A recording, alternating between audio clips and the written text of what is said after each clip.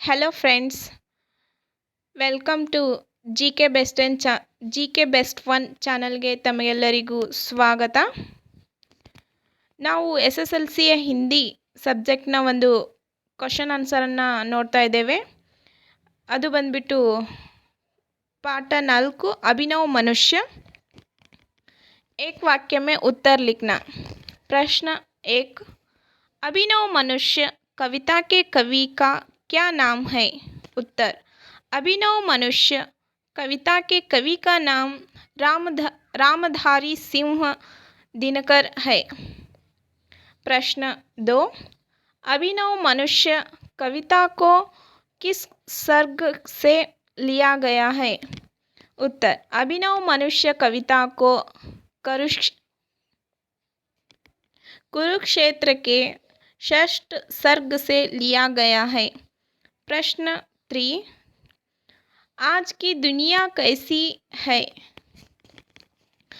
इस प्रश्न को और एक तरीके से पूछा जा सकता है और इस प्रश्न को सितंबर 2020 में पूछा गया है. कवि के अनुसार आज की दुनिया कैसी है? उत्तर. आज की दुनिया विचित्र और नवीन है. प्रश्न 4. कवि के अनुसार वर्तमान दुनिया कैसी है? इस प्रश्न को 2019 जून में पूछा गया है. उत्तर. कविता के अनुसार वर्तमान दुनिया विचित्र और नवीन है. प्रश्न 5. मानव के हुक्म पर क्या चढ़ता और उतरता है? उत्तर. मानव के हुक्म पर पवन का ताप चढ़ता और उतरता है. प्रश्न 6. पवन का ताप किसके हुक्म पर चढ़ता और उतरता है? इस प्रश्न को अप्रैल 2018 में पूछा गया है. उत्तर. पवन का ताप मानव के हुक्म पर चढ़ता और उतरता है. प्रश्न 7. परमाणु किसे देखकर कांपते हैं? उत्तर. परमाणु आधुनिक पुरुष के कर्णों पर देखकर कांपते हैं. प्रश्न 8. अभिनव मनुष्य कविता के अनुसार परमाणु किसे देखकर कांपते हैं? इस प्रश्न को अप्रैल 2016 में पूछा गया है. उत्तर. परमाणु आधुनिक मानव की करों को देखकर कांपते हैं. प्रश्न 9. दिनकर जी के अनुसार आधुनिक मानव ने किस पर विजय पाई है? इस प्रश्न को जून और अप्रैल 2015 और 16 में पूछा गया है. उत्तर. दिनकर जी के अनुसार आधुनिक मानव ने प्रकृति के हर तत्व पर विजय पाई है. प्रश्न 11. नर का मीनिंग मानव. किन को एक समय लांग सकता है? उत्तर. नर नदी पर्वत सागर एक समान लाद सकता है. प्रश्न 12. आज मनुष्य का यान कहाँ जा रहा है? सितंबर 2020 में इस प्रश्न को पूछा गया है. उत्तर. आज मनुष्य का यान गगन में जा रहा है.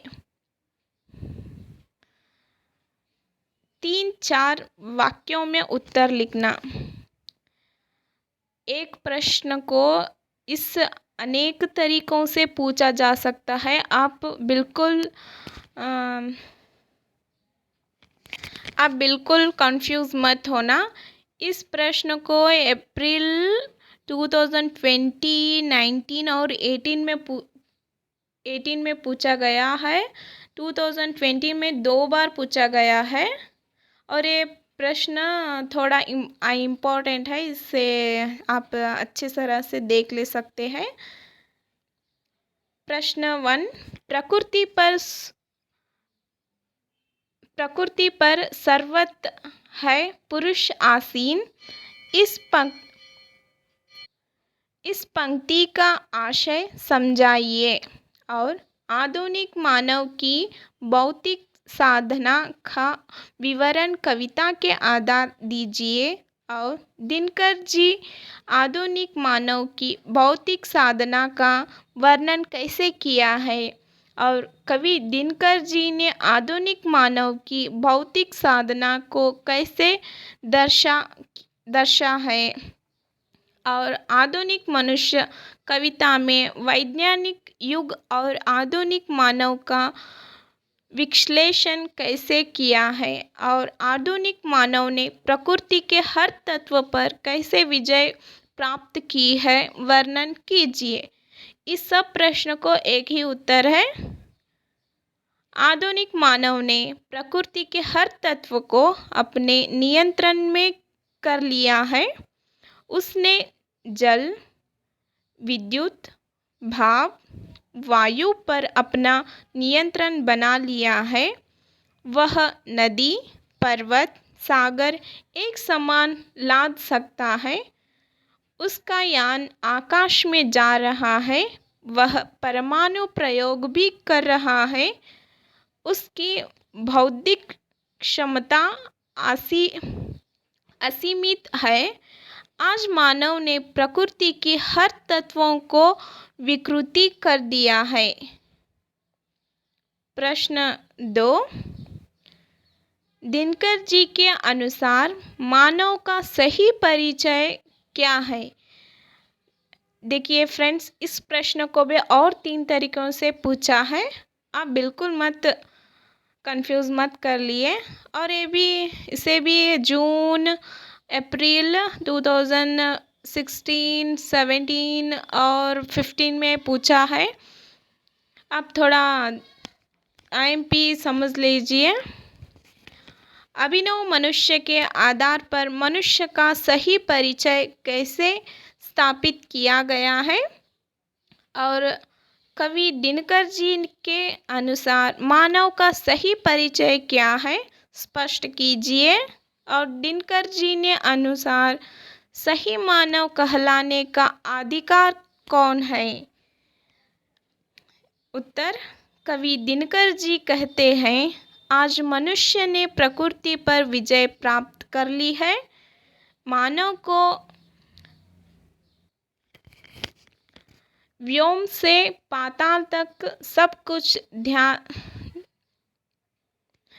है, परंतु स्वयं को नहीं पहचाना, अपने भाईचार को नहीं समझा। मानव की सही पहचान वह है जो मानव के बीच स्नेह का संबंध बांधता है, जो मानव दूसरे मानव से प्रेम का रिश्ता जोड़कर आपस की दूरी को मिटाता है, वही मानव कहलाने का अधिकारी होगा। जो मनुष्य बुद्धि को चैतन्य हृदय से जीतता है, आपसी भाईचार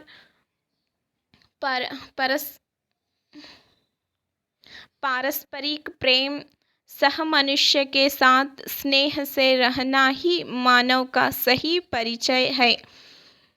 प्रश्न 3, अभिनव मनुष्य कविता के द्वारा दिनकर जी क्या संदेश देना चाहते हैं? और अभिनव मनुष्य कविता का आशय क्या है? उत्तर, वैज्ञानिक युग और आधुनिक मानव का विश्लेषण करते हुए कवि दिनकर जी इस कविता द्वारा यह संदेश देना चाहते हैं कि मानव के बीच स्नेह का बांधना चाहिए। मानव दूसरे मानव से प्रेम का रिश्ता जोड़कर आपस की दूरी को मिटाना चाहिए।